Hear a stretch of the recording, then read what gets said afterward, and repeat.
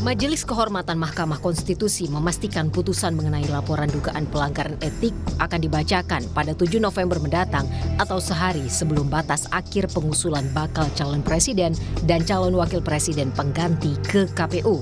Ketua Majelis Kehormatan Jimli Asyidiki menyebut putusan harus keluar sehari sebelum jadwal penggantian pasangan bakal calon presiden dan wakil presiden yang ditetapkan Komisi Pemilihan Umum. Kami sudah putuskan dan ini sudah kami bicarakan juga dengan para hakim, 9 hakim. Waktu kemarin kami mengadakan pemeriksaan kolektif gitu, karena 9 hakim semua terlapor. Kita adakan sidang untuk 9, tapi kita lanjutkan nanti satu persatu. Jadi kita ngebut ini, putusan insya Allah tanggal 7. Salah satu pelapor yang tergabung dalam aliansi bernama Constitutional and Administrative Law Society menilai putusan MK atas gugatan syarat Capres-Cawapres yang dipimpin Anwar penuh konflik kepentingan. Menurut pemohon, putusan yang ditetapkan Anwar serta proses musyawarah hakim atas putusan gugatan telah mencederai nilai hukum dan demokrasi. Hakim terlapor terlibat konflik kepentingan yang sebagaimana kita ketahui dikaitkan dengan putusan nomor 90 tahun 2023 yang membentangkan karpet merah bagi keponakannya sendiri, Wali Kota Solo Gibran Rakabuming Raka, yang juga merupakan putra dari Presiden Joko Widodo.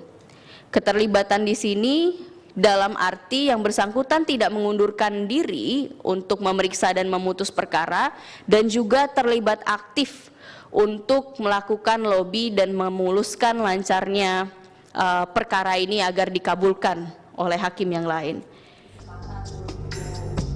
Denny Indrayana yang menjadi salah satu pelapor dugaan etik Hakim Konstitusi meminta putusan sidang Majelis Kehormatan itu diputuskan sebelum 8 November 2023 atau masa pengajuan penggantian bakal Capres-Cawapres. Karena saya melihat ini dimanfaatkan untuk maju calon wakil presiden, maka memang saya meminta pada Kamis sidang klarifikasi awal, sebisa mungkin putusan Majelis Kehormatan itu sebelum tanggal 8. Karena tanggal 8 itulah batas akhir untuk mengajukan calon pengganti. Bukan penetapan. Mengajukan calon pengganti. Calon pengganti, baik. Penetapannya tanggal 12 atau 13 kalau saya tidak salah. Tapi calon penggantinya, kalau ada penggantian itu paling lambat tanggal 8. Saya menyatakan itu dan dengan pertimbangan MK, Prof. Jimli dan 2 majelis yang lain menyetujui.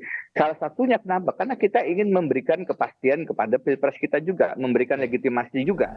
Nah, dugaan pelanggaran kode etik Hakim Konstitusi ini mengemuka setelah Mahkamah Konstitusi yang diketuai oleh Anwar Usman yang merupakan ipar dari Presiden Joko Widodo mengabulkan gugatan mengenai syarat usia calon presiden dan wakil presiden pada 16 Oktober lalu.